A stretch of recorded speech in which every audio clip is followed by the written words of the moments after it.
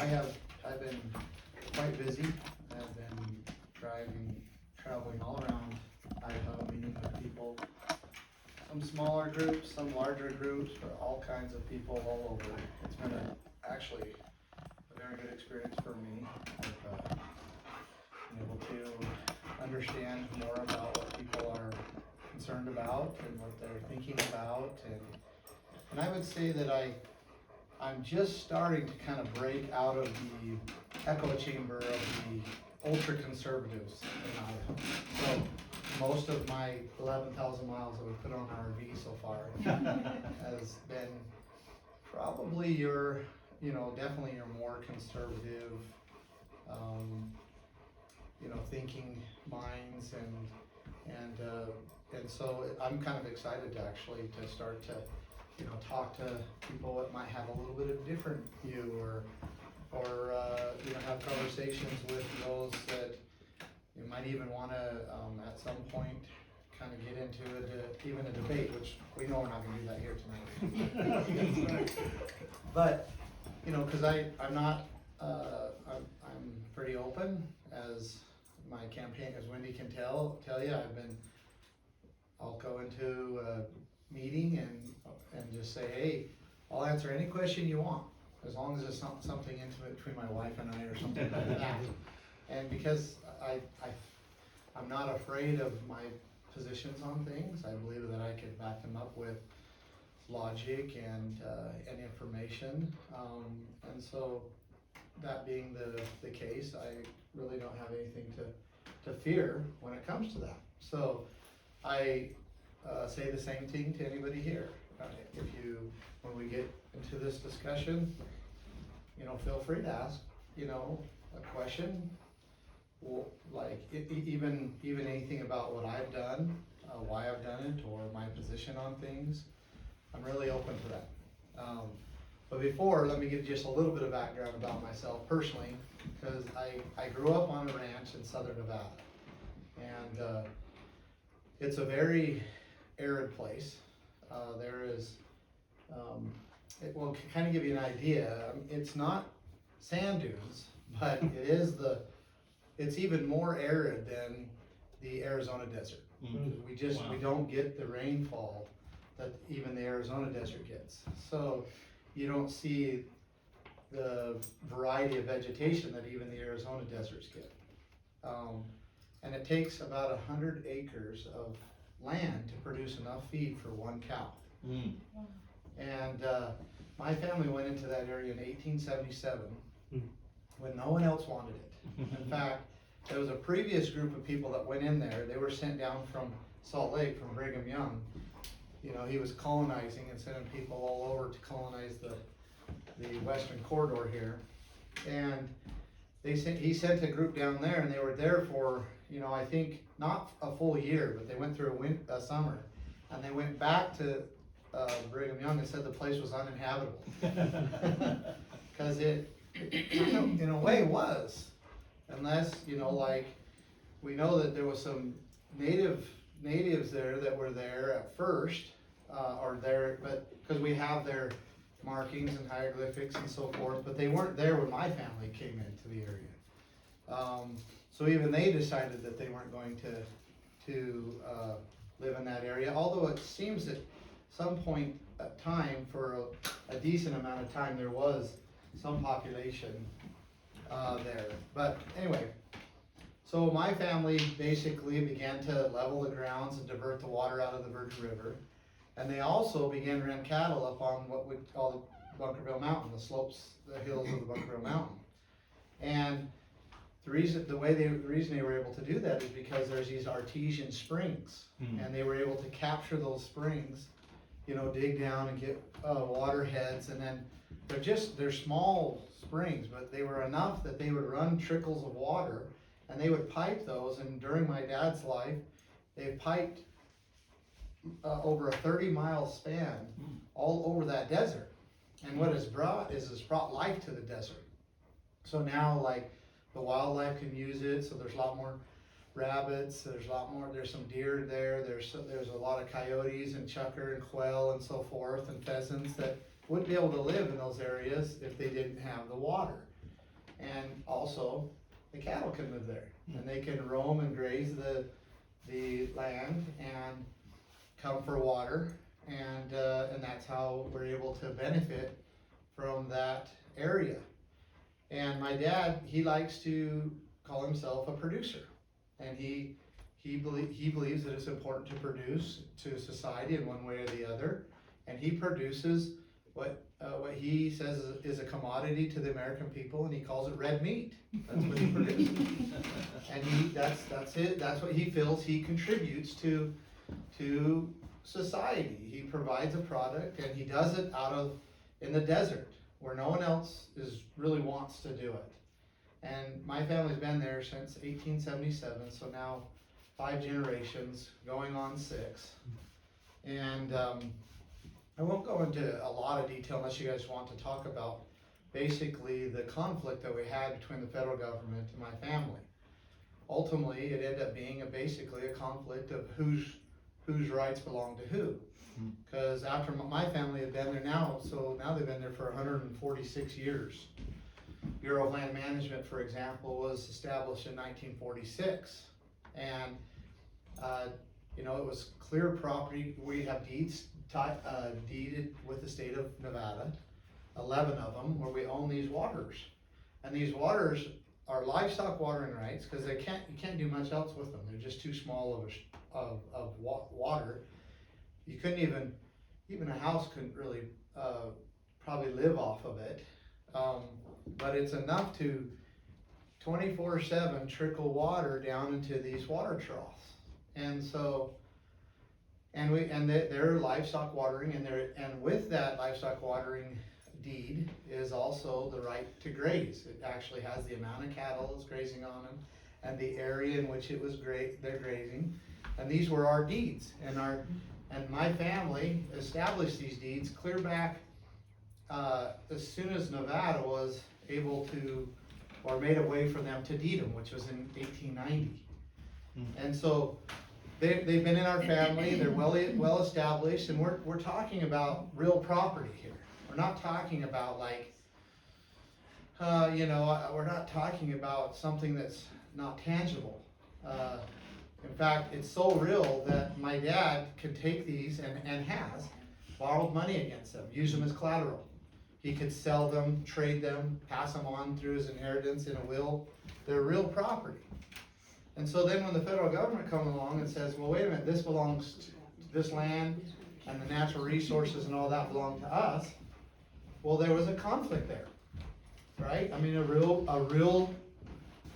conflict, because my dad and other ranchers had real rights, and that's been the battle. And that just kind of gives you an idea of why we have stood and done what we have done, because we're not just dealing with just the idea or a permit or the privilege to use something. We were dealing with real property rights that are deeded with the state, and that had been established long before the Bureau of Land Management, Forest Service, or any of those agencies even came about. And so that's the conflict. And that's and I could get into more details if you're interested, or if you have a question or think it would be productive for this conversation, but just so you kind of understand that.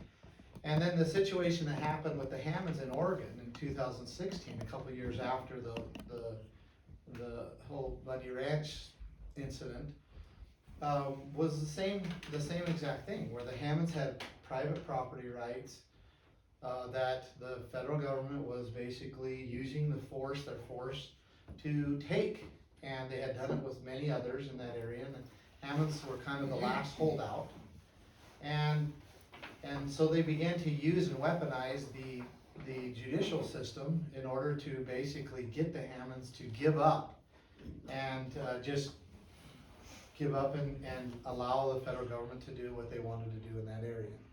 And that's why I felt like I had to go and help, because the same thing happened to us in Nevada. We were successful in protecting our rights, because basically thousands of people came in support, and we pretty much won the PR battle. And I was hoping to be able to shed a lot of light on the Hammond situation, which I wish we did. We got international attention. And ultimately, President Trump, like him or not, he pardoned the Hammonds, and I believe that that was a just thing for him to do. And that wouldn't have happened if we hadn't brought so much attention and put so much light on that situation. But that gives you a little bit of background about me. I'll tell you also there's another side of me, and that is when I was about 15 years old, my dad came to me and basically said the ranch isn't big enough for the both of us. And I had several other brothers, and you know, he was in his way basically saying that the ranch just doesn't produce a living for all my kids, you know, and so you're gonna have to go out and find another way to provide for your family and provide for yourself. And so I had an entrepreneurial spirit. When I was 16 years old, I started my first business and did it while I was in high school. And then I went and served an LDS mission in Minnesota for 2 years and came home. And right after I got home, I started a fleet maintenance business where I managed and maintained commercial trucks. And I learned a lot. I didn't make any money for like the first 3.5 years and just struggled. But then I figured it out, and I started to actually do quite well. And I built that business up for 21 years and ended up being one of the largest, actually the largest private fleet maintenance company in Arizona. And when I dealt with, you know, millions of dollars of budgets and hired hundreds of people and dealt with a lot of processes and the things you have to deal with as a business owner. And also most of the time I was in business, I was always looking for better ways and ways to implement things. And I soon learned that the industry did not have the software that we needed to be able to, it was just, for whatever reason, you know, it was an industry that was very kind of complicated, but wasn't like focused on by the type of people that could build and understand software. So I decided that I was going to build my own software, because I was dealing with like I was dealing with a paper process, and I was dealing with a software that like tracked the maintenance, and then I was dealing with another software that did the service orders, and I was dealing with another software that did the financing and the books. And I decided that I was going to take our processes and all the other pieces of this and build my own software. So I hired a project manager, I hired a developer, and we went for, you know, a little shy of 4 years and built this really awesome software. And it was really a great environment to build the software, because I was able to test it on my customers. I was able to test it with my technicians, my parts vendors, my parts managers, my office staff. We were able to just really, you know, test it. Oh, that didn't work, or that was a failure, you know. The first time we rolled it was out for probably like 3 or 4 hours, and it was total failure. I mean, it wasn't the whole software, it was just the front end. You know, so you bring it back, you redo it, okay, this will work, you send it back out. And we did that for almost 4 years and ended up with this really awesome software. And then I began to sell this software to other shops, because there was a huge void in this space. And now it's one of the leading fleet maintenance shop management softwares in North America. And since then, I've sold both of those businesses. I sold my software business and I sold my fleet maintenance business. And I've lived in Idaho now for 7 years, so almost 7 years. And so that's basically the kind of the quick story of who I am, how I was raised, kind of my business background, and what got me into where I'm at now.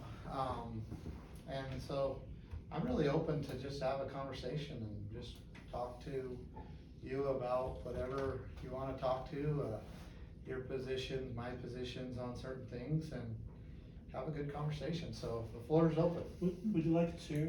No, I'm fine. Okay. I went to Twin Falls this morning, and I drove back from there, so I've been sitting a lot. Oh. Unless you know, No. unless you want me to sit No, down. no, I just want you to be comfortable. Okay, no, I'm good, Stan, so yeah, so any question you want, any thoughts?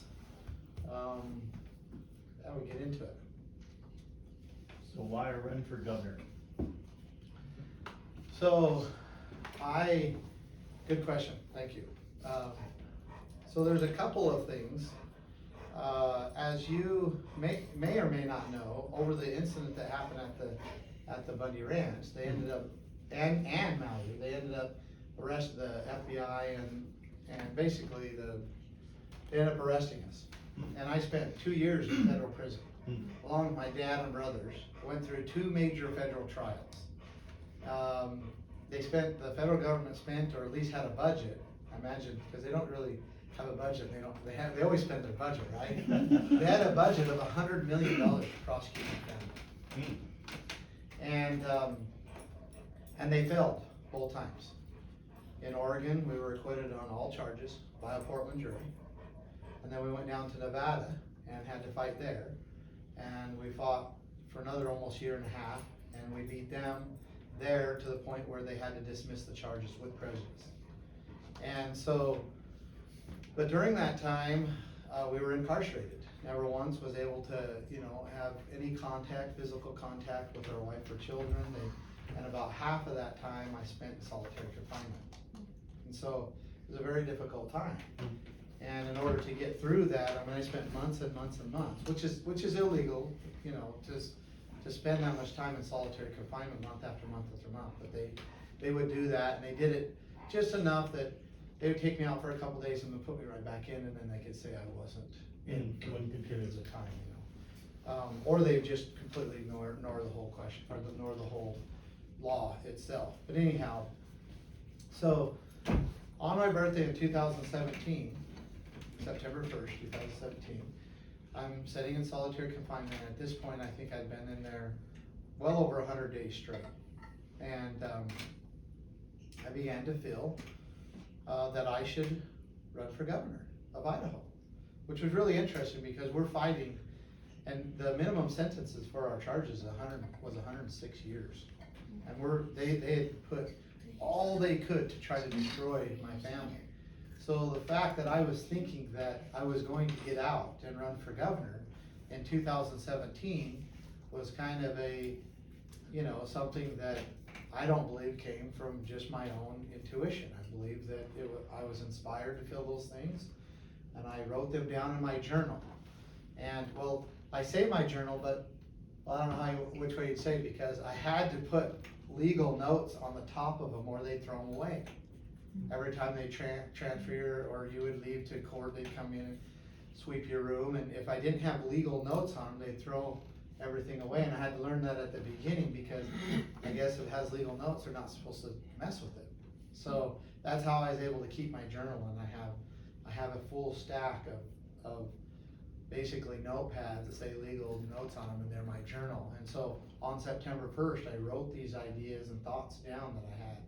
And I also wrote what I felt was important at that time for Idaho that needed to happen. So that's one reason. So and then once I got out, I kind of almost forgot about it. And then 2020 come around, and I personally, and I'm not alone, I was not okay with the way that our government acted in 2020, because I have no problem with anybody wearing a mask. I have no problem with someone deciding to get vaccinated.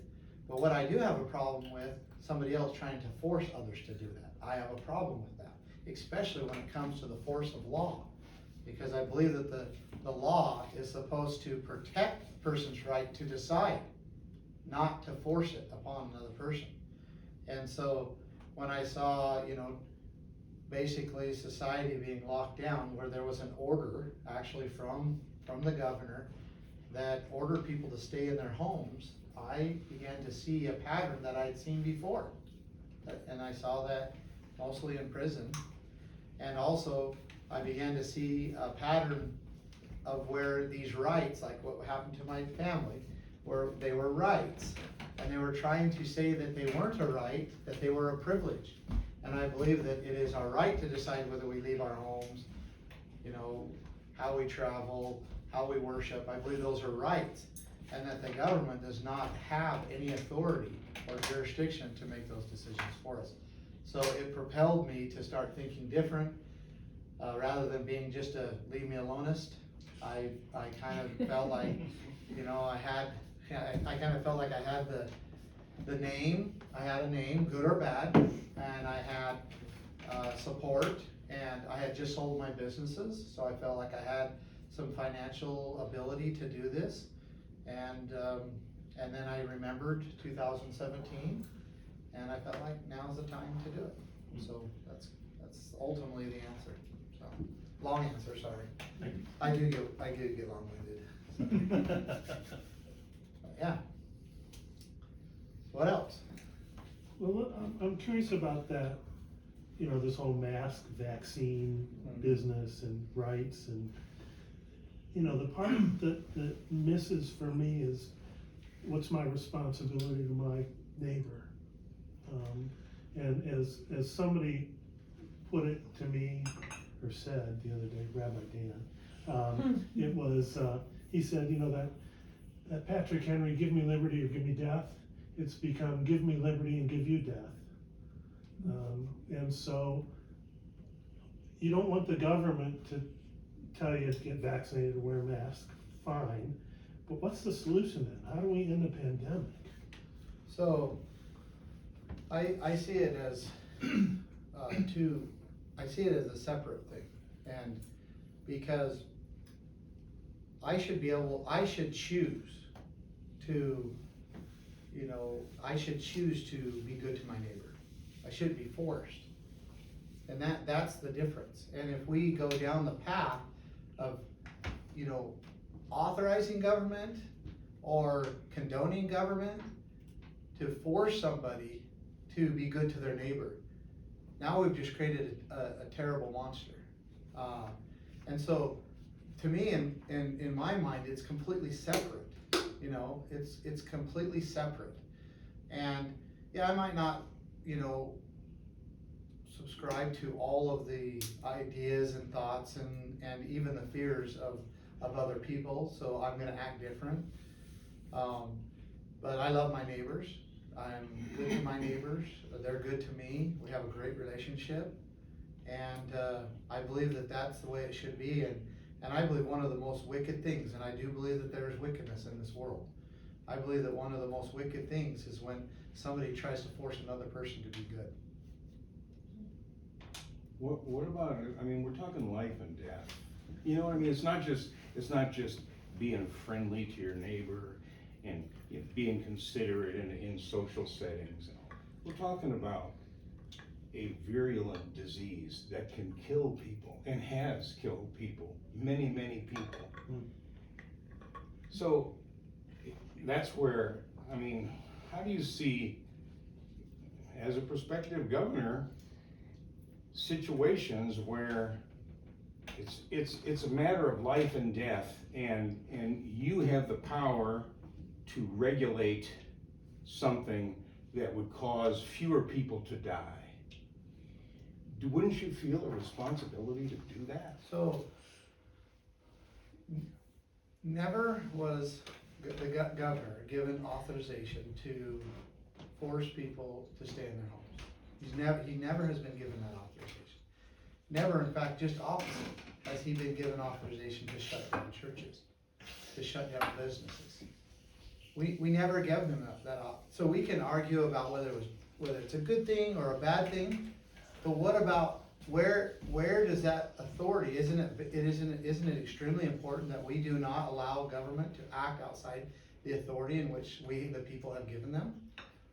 And so, again, that is the main argument for me, because it's way more dangerous. Like, how many people have died at the hands of their own government in the 20th century?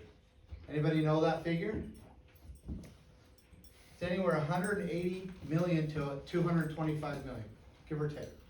Way more than any pandemic. And what caused that? Right? What caused way more than any virus ever known? And what caused that? Because the people allowed government to begin to do things to be able to claim rights that they didn't have authorization to do, and there's no end to that. And so what is the greater love? To make sure that that stops? Or to just allow government to just go wild and do whatever they decide to do? And that's a reality. We have those examples in history. So I'm not just talking about, a hypothetical situation. I'm talking about something very real. 20th century. 180 million to 225 million people were murdered by their own government. So the bigger question, or the bigger, concern is the government overreaching. I understand what you're saying there, but, there is also something, and I think politicians in state, federal leadership positions, there's always something out there called emergency powers. And we put them in place because they're unforeseen things that happen, serious things that happen, life and death things that happen. And we need to have a structure, we need to have, a governor in my view, needs to have the power to say, okay, this is an emergency. Maybe we never had this emergency before, but I got part of the oath that I took was to protect. And to me, that's at the heart of protection, is to use the powers that you legally have that are spelled out in all the law books, but then also to use the power that you have to deal with emergencies. And I know the governor has emergency powers. I can't cite chapter and verse, but those powers are there for a very specific reason, to address those situations that we didn't think of, to write it all down. But they're very real. And I think that's where I think, in this situation, it's just important that power be recognized, and it's a power that has to be used very carefully. We don't want our governors to be willy-nilly about creating emergencies, but there are things, and I'm sure the future is going to hold many more of them. If you just look at climate change, floods and fires and all kinds of stuff like that. There's power there. Anyway. So yeah, I agree. Those powers are defined. They're defined in the statutes of Idaho, and they're for the security of people's rights. That's the power that they were given. Okay, and it's very specific. In fact, it's 46601. That's the martial law powers, and the 46108. Those are the powers that he used. And the interesting thing is it limits the governor from extending those powers beyond 60 days. And so there's a whole bunch of rules.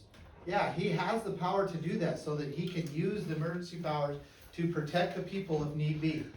But they're very specific, they're very limited, they outline when he can use them, right? And we have just forgotten about that. And we are still under emergency orders right now. He has not lifted the emergency orders as we speak. And so how are we okay, and this is the concern, how are we okay with governors and government just making their own rules as they go along, just because they can? And that is the pattern that has propelled societies into terrible wars, genocides, and so on and so forth. And I'm not saying we're there yet. Idaho's a great place to live. I'm not trying to say, and being alarmist and saying that tomorrow we're all gonna start, killing each other. It's not what I'm saying. But there is a preventive measure that must be taken at years and years, decades before that happens. And that's what I am, constantly saying. Look, you can't allow these powers to be abused, because there's really no end to it, except, terrible things. And so I agree with you and I understand that. And, but there's very specific rules and measures, that Governor Little and the executive branch are supposed to follow, and they haven't followed it. And I have a huge concern with that, so. Can I ask like a flip? You had No, your go hand ahead. up. That's It's sort of on that. It's sort of like on that, so, you know, if you were governor and we were in this situation and there was no mask mandate, which I assume would be what you're talking about, no stay-at-home orders, how would you protect me if I wanted to stay home? And, because what if my work demands that I go, but I don't feel safe going? So how do you protect that That's- self-determination? It's really interesting, cause it's like flipped around, right? Right, So, like, yeah, I mean, the first of reality is all- you might be my governor, and so how do I get protected under Yeah, that? so first of all, I believe that a proper role of government is to fully inform, right? To inform, to gather credible data, to be, you know, very strict with that information and then to provide it to the people so that the people can be informed. There might be some guidelines, you know, that are published, you know, maybe weekly, maybe bi-weekly, so that the people are informed about that. And so that the people have the information that they need to make good decisions for their own protection and for their own safety. So you can decide, well, yeah, I think under these conditions, it's probably okay for me to go to work, you know? And also so that you can use those to, let's say you've got a boss who is saying you need to come in, yet there's a ton of information that says it's probably better that you don't. You can actually use those and inform and have that even argument or ability to show that. And that didn't happen. That didn't happen. I know there was a lot of unknowns and people were, you know, but it didn't happen. And the reporting got very skewed, it got very political, and it got to where neither side was trusting the information. And I think that's a problem. I think that is a problem. And I think one of the roles of government is to inform and to provide information so that the people can make a good, informed, honest decision. When it comes to your employer, and I've said this on the other side, believe me, I've had so many discussions and I've stayed in the same position because I believe that the best way to work out an issue between an employer and employee is, because there's two rights there's two rights there, right? There's a right of an employer to be able to run his business, you know, they've done, you know, and every situation's a little different, but, you know, they paid their dues, they worked hard to build a company and all of that, right? And it would be very devastating to society if we began to force employers to hire people that they didn't want to hire. So they have a right, and then you have a right to decide what you're gonna do with your body, what you're gonna do with your labor. And so that these now kind of come together when you're not, that's nothing new. There's all kinds of situations where the employer and the employee don't agree on something, and if they can't work it out among them, between the two of them, if there's a contract, then the courts can be brought in. Like if there's an employment agreement or contract, then they can be brought in and that can be litigated. And then also, if the conditions are bad enough, the employees can unite and say, look, we're not going to work under that condition, and really put the employer in a bind, because the employer cannot operate without the labor and the skills and the talents of their employees. And so I don't think that there is a role for government there. I don't believe that there is a role for government. And even if there was a role, like, well, I guess beyond the courts, I don't believe that there's a role. And except for one, I'll just say that at the end, because I don't want it to be, it's an exception. Even if there was a role, I think it's much more effective and proven method for the employees to unite, or for even if it's just one employee, to say, look, then you don't have my talents and my skills. And to work it out that way. Now, the only other exception, it would be this: if the employer knowingly and willingly, with information, put you in a harmful situation where you were hurt, and then there's damages, and then you can, again, use the courts to say he knew, he understood the risk, he put me under basically a situation where I had to come to work or I would lose my job, and there's some liability there. So again, but those methods are already in place. Those mechanisms, I should say, are already in place. I think it's very dangerous to go to the legislature and say, look, we need to create new mechanisms to either give the employee an advantage or the employer an advantage. I think we cause ourselves a tremendous, much more problems down the road by doing that, when we already have these really good mechanisms in place. We have the courts to use if there's a contractual agreement, and we also have the courts if there was damages done to us. So let's use those.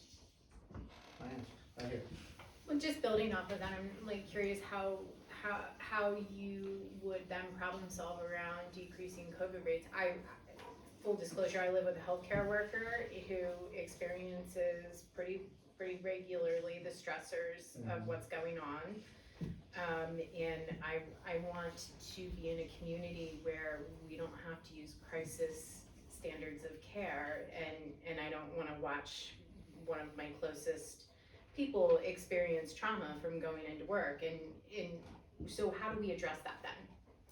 So again, there's a lot of, on both sides, there's a lot of misinformation, and that has, I think, caused most of the problems on both sides, and I'll give you an example of them.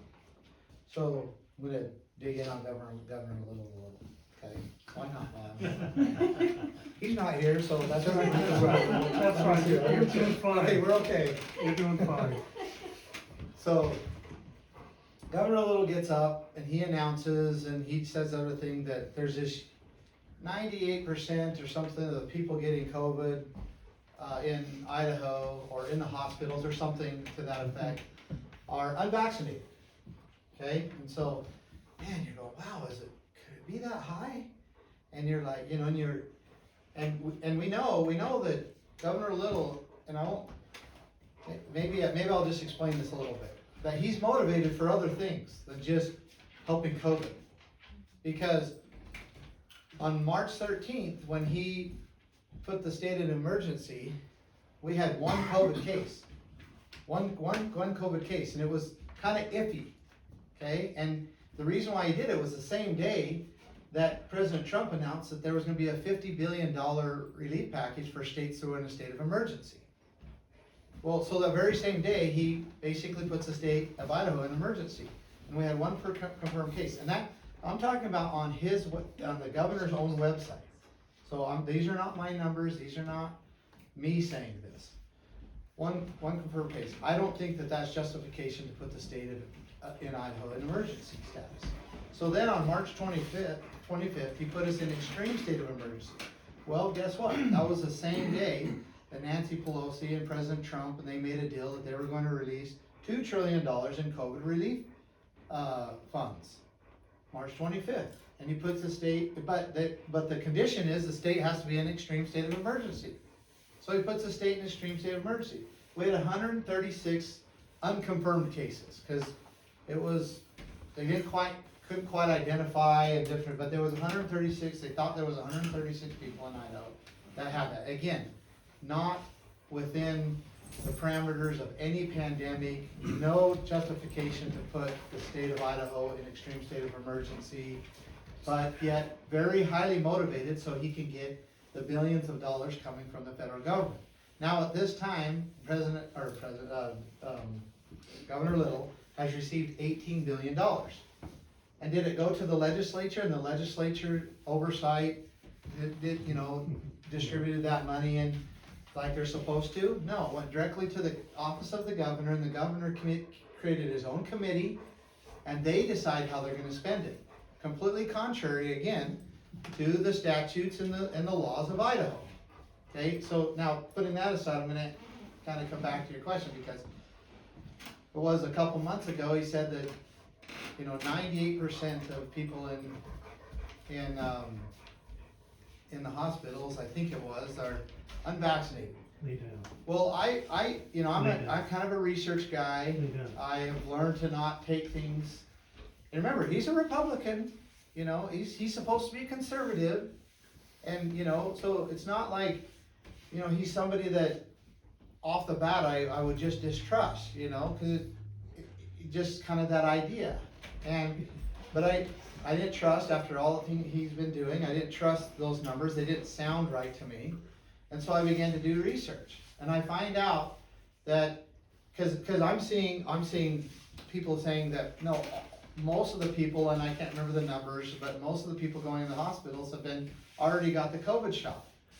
And then he's saying that 98% of them are unvaccinated. And guess what I found out? They're both right. They're both right. You have on this side, you have one extreme saying that, most of the people in the hospital have got the COVID shot. And they're claiming that the effects and all of that, right? And then you got this other side over here that's saying that 98% of them are unvaccinated. Well, I found out that they're both right. And this is the problem, and I'll explain it. Because in order to claim fully vaccinated, you have to have both shots and 14 days passed. So you can have one shot, have an adverse reaction, go to the hospital, and they claim it as an unvaccinated person. You can have both shots, but we be within 14 days and have an adverse reaction or get COVID again and go to the hospital and they claim you as unvaccinated. And this is the problem. So it causes this huge amount of distrust because they're playing a game over here with numbers, and people motivated on this side are taking advantage of that and using it in this way. And anybody who's wanting to know the truth, if they don't dig down into it, which is very, very difficult to do, especially with the cancel culture of social media now, where you can't say anything about, if I was to make a post about the 14 days, the both shots of 14 days, they would take that post down and cancel my account most likely, which they already have, so I don't do it. Right? So do you see that? I mean, I'm kind of, again, coming around a long ways to answer, but no one trusts the information. And to be honest with you, I don't think they should. And it causes a huge division for us in coming together to actually solve a problem. To actually, okay, look, let's look at this objectively. Here's the honest and truth about it. And let's come together and decide what is the good thing. And until we can do that, I just don't feel like we could come together. And that's why I say one of the things I would do as governor is I would find honest, correct, ways in order to build trust in information that is being given out there. And it can't have any element of deception. It just cannot have an element of deception. And then maybe we have a chance of, solving a problem, it doesn't matter whether it's a virus or whether it's something else. So, anyway, that's, again, my long answer.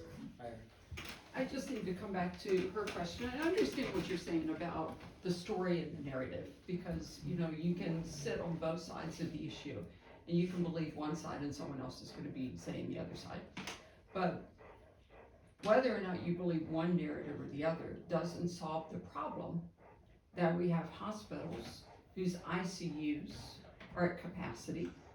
We have rooms and wards in hospitals that are not intended to be ICUs being used as ICUs, filled with COVID patients. Whether they're vaccinated or not is irrelevant. So I think what she was getting at is, how would you, regardless of whether they're vaccinated or not vaccinated, how would you as governor help alleviate that problem? So now we're again down to facts. I'm gonna emphasize what I just said, because I don't know how to answer it any other way. Why did St. Al's in, August of 2020, when everything was supposed to be mayhem in the hospitals, why did they furlough over 40 nurses? Why? I don't understand that. Why do, and I have a personal, I have a nephew who's a police officer, you know, why, and he was commissioned to go into the COVID unit and transport a patient out. I don't really know why. He must have been had criminal charges or so forth. And they suited him all up. And this is in Las Vegas. This wasn't here, so this was in Las Vegas, but it is a first-hand report. They suited him all up, and he's thinking that he's going to go into the war zone of the COVID unit. And this is in I'm trying to think of the hospital. Sun Valley Hospital, I believe that Sun Valley Hospital, Las Vegas.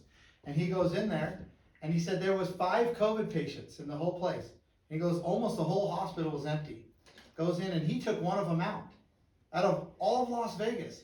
When we're being told that there's patients and the hospitals are overwhelmed. And that's the problem. Like, people they don't believe it. I don't believe that narrative because of the information that I have. There's video after video after video of that time when hospitals were completely empty. People were going into them and filming them until the police would throw them out. And they were completely empty. There's videos and pictures of nurses doing full dances and having all kinds of, extracurricular things that they were doing during that time. And this is what causes people to have distrust. And so maybe you've received a whole bunch of information that convinces you that the hospitals are in that situation. And maybe I have received a whole bunch of information that makes me wonder why. And so how are you and I gonna come together? Like, how are we, because I don't believe it was as bad and has been as bad as they have put on. I believe, and I, all the way from the very beginning of March 13th, I watched what the government did in order to orchestrate receiving billions of dollars in the justification of COVID. I watched how President Trump paid for COVID.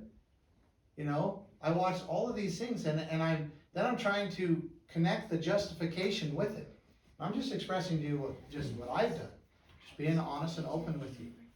And so that's the issue. Like how do we come together when our information that we've received? I've never gone into the hospital, so I don't know for sure. I can only go off of the reports and the witnesses and the things that I read and the information I have, right? I can't go in there. They won't let me go in there, right? And so how do we come together? And that's my point. But it kind of sounds like you don't really believe like COVID is a real thing. Like it's like there's not been hundreds of thousands of people that have died. So I'm not But saying that. misinformation doesn't mitigate COVID either, right? So an anecdotal experience of your nephew or whatever that went into a hospital doesn't like negate the fact that lots and lots of people are dead.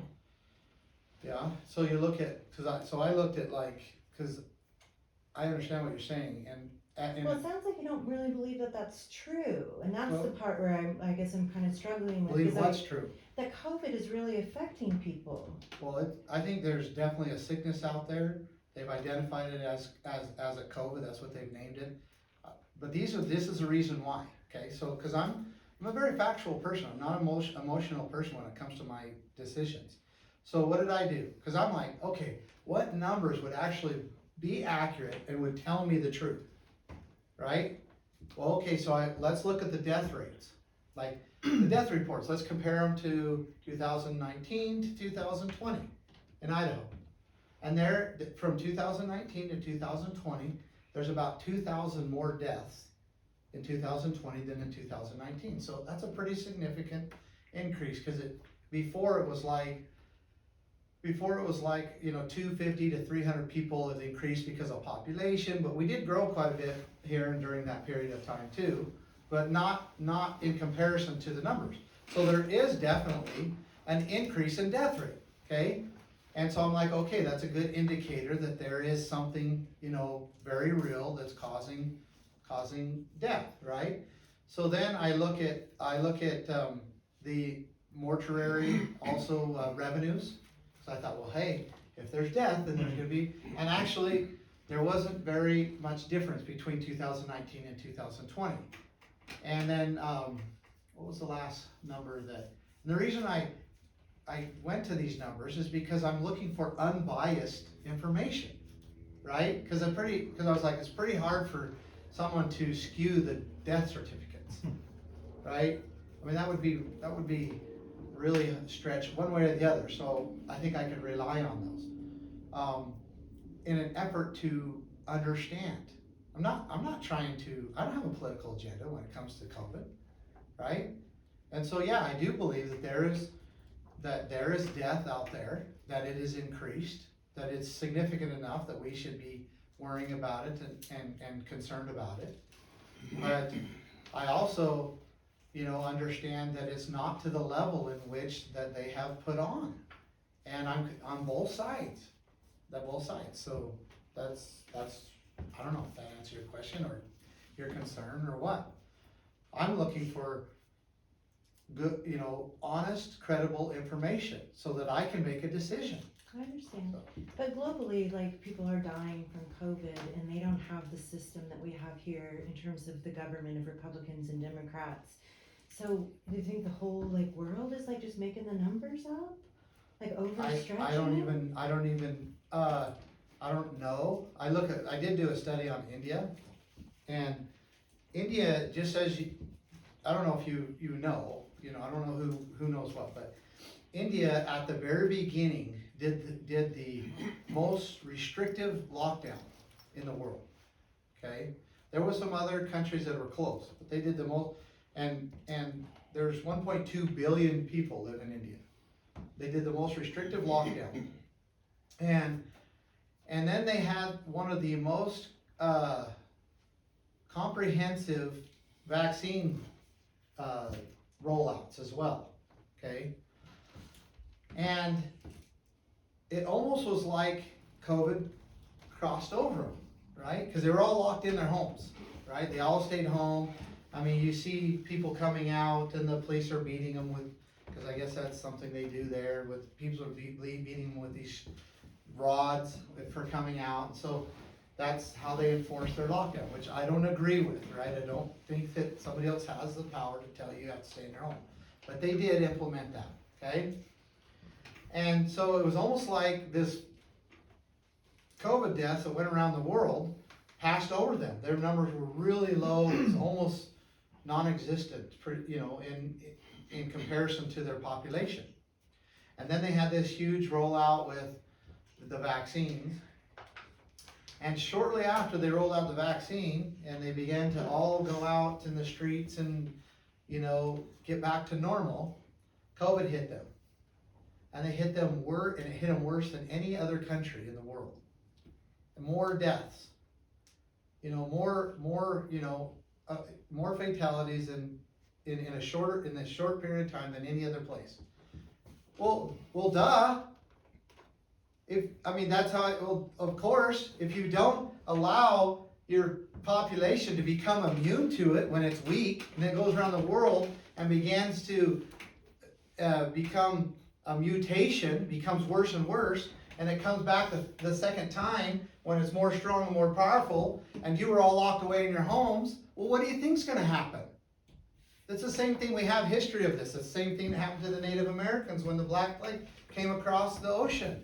They were isolated. In Europe and in the Eastern Hemisphere, it didn't even hardly affect them anymore. It was kind of bad at first, and then it became where the people's immunity had built up in Europe and in the Eastern Hemisphere to the point where it didn't have any effect.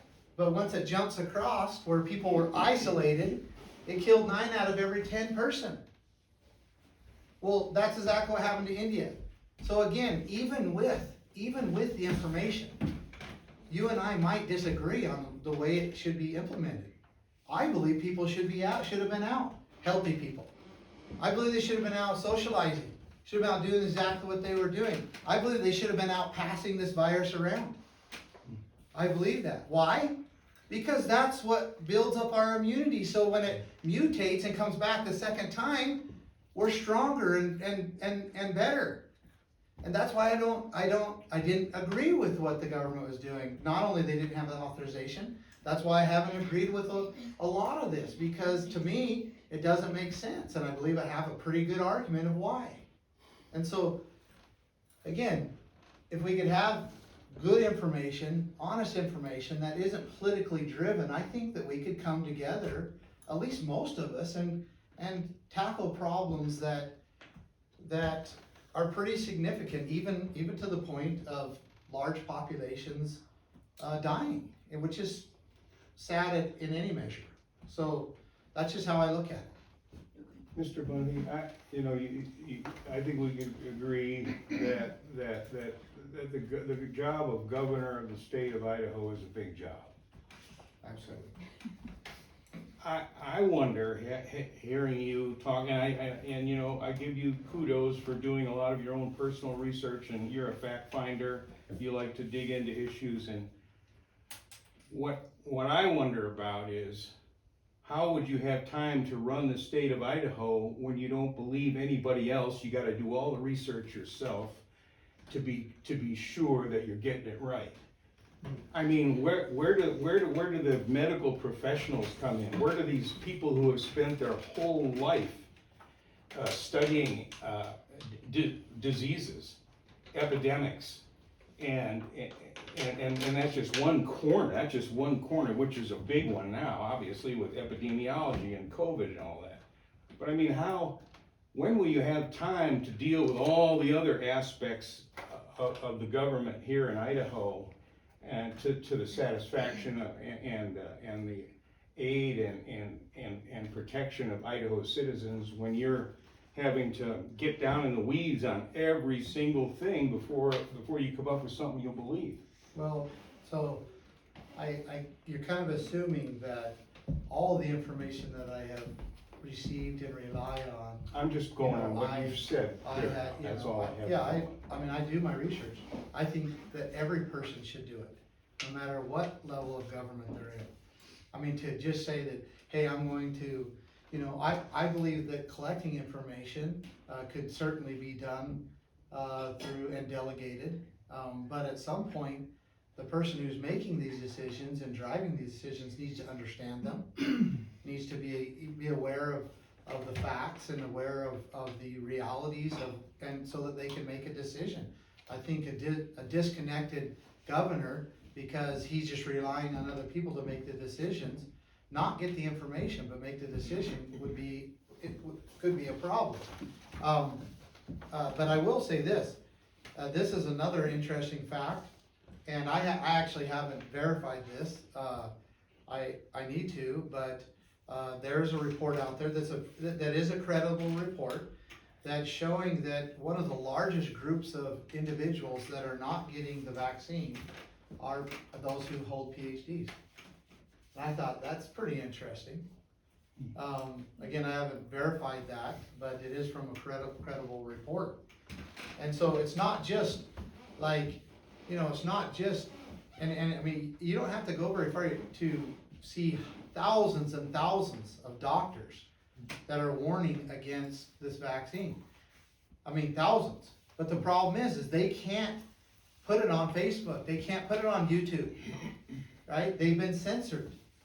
They can't put it on there. So if you're using and relying on your information to come from mainstream, from your, MSN, CNN, all of those, then you're being told exactly what they want you to hear. And when you reach out and you go to like Rumble, right? Why Rumble? Because everybody got taken off of YouTube and Facebook. So they go to a place like Rumble. There's hundreds, thousands of doctors that have been doing it for decades and decades that are specialized in this. And they're not telling the same story that you are hearing on Facebook or on YouTube. And so it's, again, who's right? There's such an extreme of information. I think it's beneficial to come together, but I think this, and again, I might be wrong, but I might be assuming some things, but I think this is kind of like, shows an example. I have received a bunch of information from a certain sources, right? That is different from maybe what your sources are. And we start to ask, well, who is right? You know, but I hope the desire of each good person is to know the actual truth. But it's hard to find, so. I have a question, but I wanted to see if No, somebody you who go. hasn't had one. Oh, you go. How is your idea, your platform to end abortion on day one, how is that not different than a mandate to wear a mask, and how is that not another form of government overreach, but in a direction that for some reason you like this government overreach? How's that different? That's a really great question, and I do see it different, and the reason I do is because one of the authorization or roles of government is to protect life. And so and some people, a lot of people will say, well, but it's my body, it's my choice, and I do agree with that. But we're talking about two bodies now. And never is there a situation where a person, under any condition that I know of, except that one person could take the life of another person, except in defense, self-defense, or in defense of an innocent. And so that's basically how I feel, and that's why I feel it is different, because I'm no fan of executive orders, I'm not. And I don't believe executive orders go beyond the executive branch. I don't believe that. So the order would be within the executive branch to act in certain ways. I don't believe that the governor has authority to extend an executive order into our lives. I just would, for feedback for you, I just would say, I can't see the difference. I can't see the difference. I just see you mandating something that you agree with, where you're looking at the current governor and saying, I don't agree with his mandate. And they're both about saving life, if we wanna talk that way. You could argue they're the same, it's the same issue if you wanna stay there. So I just would encourage you to, it doesn't seem, I don't see, there's not much difference in there to me at all. You're choosing the one you like opposed to the one you dislike. Let me exemplify it, or let me try to give you a scenario, and maybe you could Okay. pick it apart or whatever, you know, and analogies are not always perfectly aligned, but, you know, so, but you'll see what I'm saying is, and let's say that there is a, 85-year-old parent that's dependent upon the children, or a child for their welfare, for their home, to be fed, to be cared for, and all of that, right? And that child decides that they don't want to do it anymore, so there's an institution that they can go take them to and have them euthanized. Wouldn't we have a huge problem with that? I mean, I would have a huge problem with that. Wouldn't the state be responsible to make sure that that doesn't happen? Isn't there a role of the state to make sure that a child or an institution doesn't euthanize an 85-year-old dependent parent? And I don't see how it's any different. I believe life begins at conception. I think that's the only argument that someone can make, is when life begins. But as far as the role, one of the very reasons why government was established and is in place is to protect life, right? We're talking about the protection, defense of life. And so I respect and understand what you're saying, but that's my analogy, and I just can't see how we're justified in doing that. I don't see it. And so I believe that the role of government is to protect the life of the innocent, and I believe that. But in that same idea, if we stay in that same idea, taking care of the 85-year-old parent, if there's not a mandate for me to stay home and I go to work and I get COVID and I don't get the shot because there's no mandate or no encouragement to get the shot, and I come home and my mother now gets COVID and dies, is that not the same issue? No, not at all. Did I not just kill my mother with COVID as opposed to killing her in the other institution? I mean, you have a choice. You have a choice to leave, choice to go out, you know, choice to do all of these things. You have that choice, especially if we have good information where we can make decisions. You know, and that's not, you know, apples to apples. Absolutely not. I mean, there's a ton of choice that is being made. There's a lot of circumstances that are there. There's a lot of maybes and ifs. And there's a completely different difference in intent. In intent, right? Intent of somebody, you know, that might have COVID, go to the grocery store. Intent of you leaving, you know, your elderly parent at home to go to the grocery store. Neither one of you had intent to kill your parent, right? But it's completely different with abortion, or in the scenario that I'm talking about with an 85-year-old parent. So yeah, it comes down to intent, and there is a difference there. And you know, anybody who's been in the legal world, the legal realm, everything comes down to intent. So anyway. What's your stance on incest, rape, and the life of the mother? Okay, well, I hope you know that I'm being completely honest with you how I feel. So there was a time where I felt that that should be an exception. Okay? I mean, and I just felt like, because it wasn't the choice of an individual, right? The individual was forced, but it has changed. My position has changed, and because I just cannot see where there's justification to take life.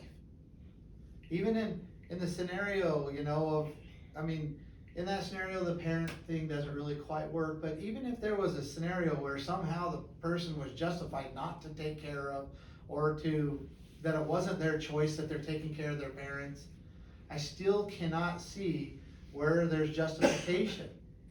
And it's a difficult thing. It's a very difficult thing.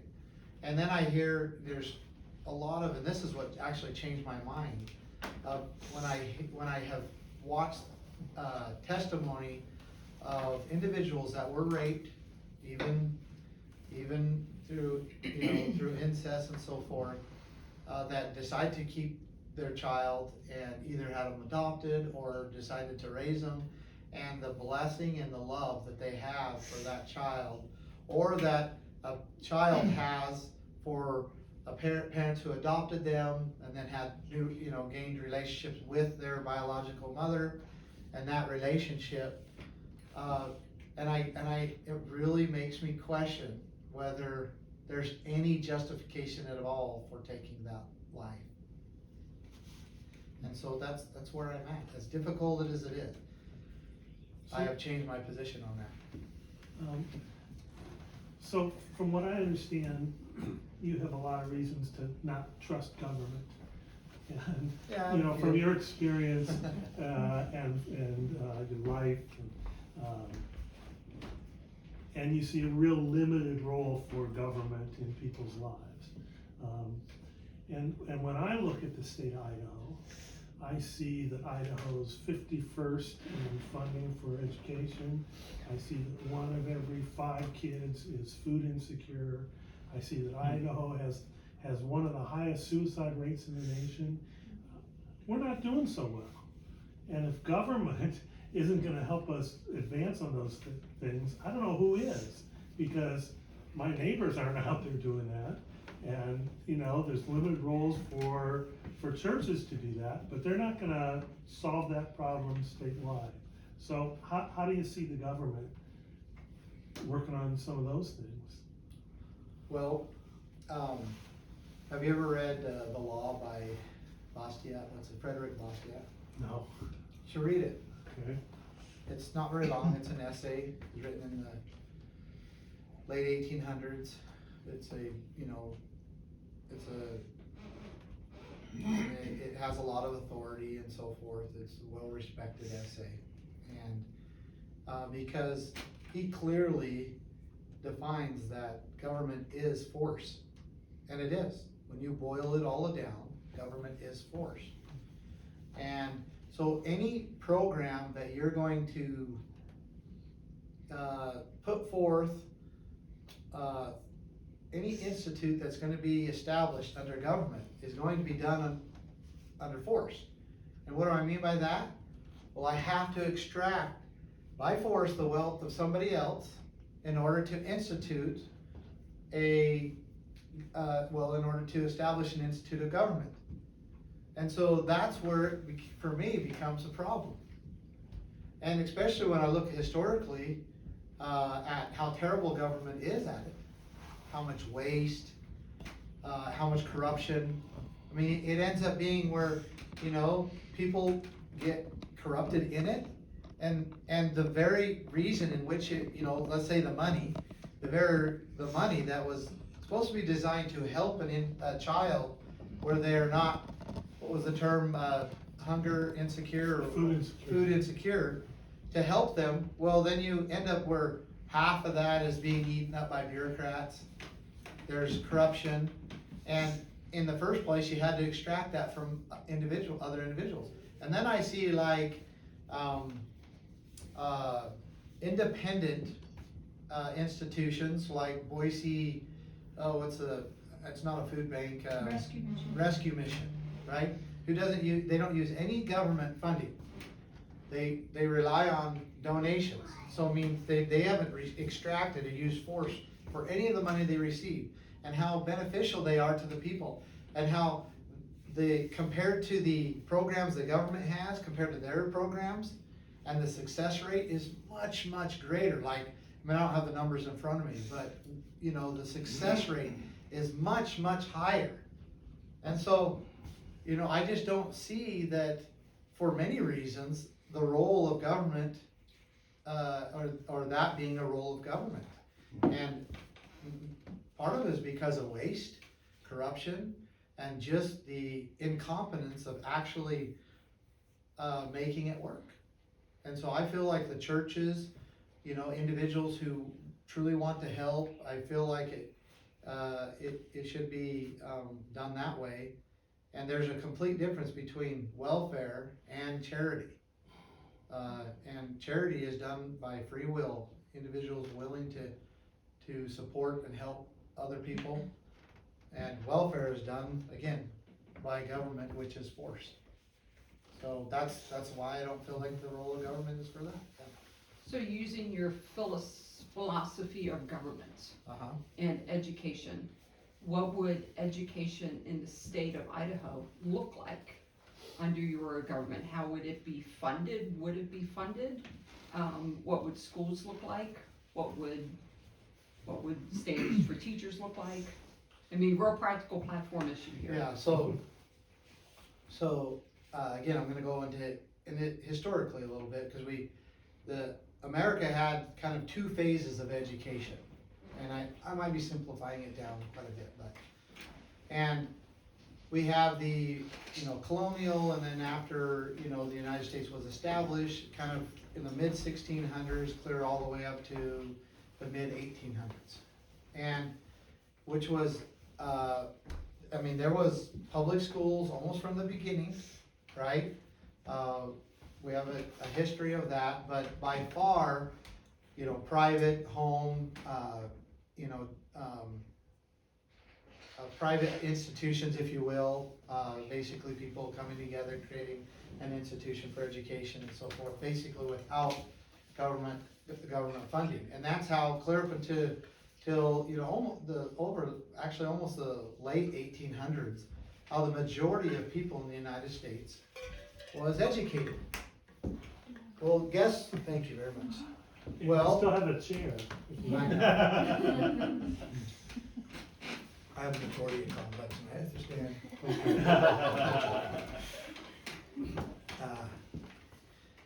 So we compare, and then after that, we get into much more public school, publicly funded schools and so forth, publicly funded universities. And so we have a history of that.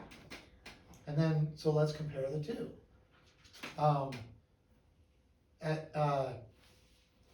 The majority of children by the age of 4 years old were able to read in the first one. And I have the statistics, but I don't have them with me, because I've done a bunch of research on that as well. And so we start to compare, basically, the success of education was much greater in the first era than the second. And so, just logically, you have to say, well, look at, if private schools, homeschools, institutions that were created by, local communities, and were privately funded, voluntarily funded, if those were way more successful at actually educating people than our institutions now. Now, there's the argument about, like, well, what about the range of people that it was available to? There's certainly that argument, okay? But I don't think there's a whole lot of argument about the level and success of the education was much greater. And than our era now, where we've got, almost 30 million, I'm not confident enough to recite the actual numbers, but there's a huge amount of illiterates that are graduating, and there's many other numbers as well. So anyway, that's my answer. Like, well, maybe we should be thinking about the role of government in education again, and so I do believe that we need to start thinking about the responsibility of parents, the responsibility of communities, local communities, educating and creating these institutions rather than the federal government trying to control it through federal funding, rather than the state trying to control it through statutory laws and so forth. Ultimately, I didn't give you an actual platform, but that is my position on it. I believe that, like the universities, and this might make you guys really mad, but I'm like, well, wait a minute. Yeah, but I'm like, wait a minute, I thought, Boise State University, why can't they make it on their own? Why can't they pay their own bills? Why does it take, a huge amount of federal funding and huge amount of state funding, to again be extracted from people who, don't benefit from it or not? That's not really the issue, but why can't they make it on their own? I asked that question. I wonder that. I don't know. Is it because there's lots of waste? Is it because we pay professors too much money? I don't know, I don't know the answer, but I do ask that question. And I wouldn't argue with the information, right? I don't know. So, but I do ask, well, why can't, if it's a beautiful facility, it's got a beautiful place to educate, and why can't it make it on its own? Why can't, and I guess, I'm not talking, maybe there's opportunity for people, that can't go to college there, but we already have mechanisms for that. There, even like them or not, there's grants and loans, and a lot of those, come, but when a student takes out a loan, a student loan, and pays it to Boise State University, and then Boise State University says that that's not enough, and then they gotta go to the government on every level they can to get, millions of dollars more.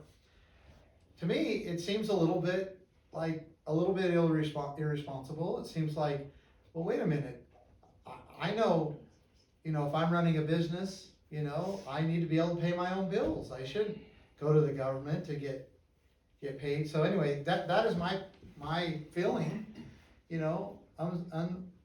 unsubstantiated or not. That's how I feel about it.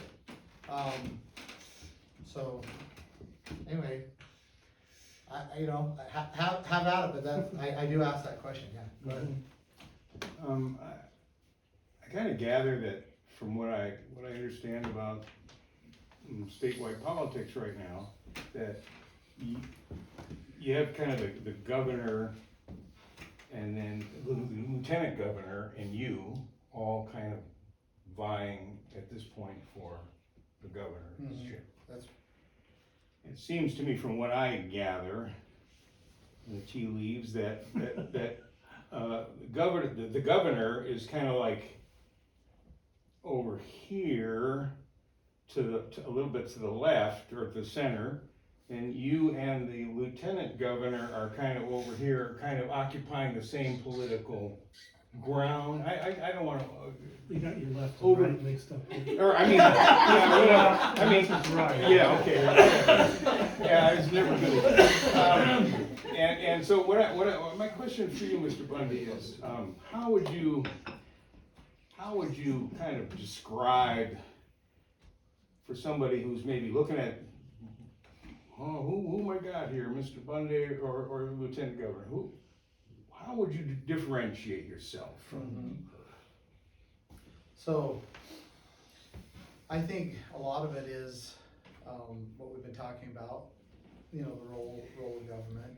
I think her voting record probably is very close to Governor Little's. I think that she has found a little bit of success and support and kind of more of an active, people in more of the conservative side, if you will, and that's drawn her and wanted, where she's wanted, but when it really comes down to it, she has voted for, very, very similar things to Governor Little. She didn't say a whole lot during the, lockdowns and all of that. Since then, I thought didn't she kind of like, when he left the state, she kind of like. that was, Tried to raise the ball. during the whole thing, she wrote a letter asking when he was going to, lift the order. So that was one of the things she did. And then, what was it, last summer, it was last summer, Governor left and she did this basically made this political move about unwinding made it another executive order. Which again, it was a political move that she was making. It was kind of political jockeying to appeal to this conservative base that she is realizing is pretty strong in Idaho and that she's wanting to appeal to. But in actual action or actually implementation of things, she really hasn't done much more than that. And then, you always have to, you have to look at what they've done in the past, and so we go to her voting record and the things that she's done.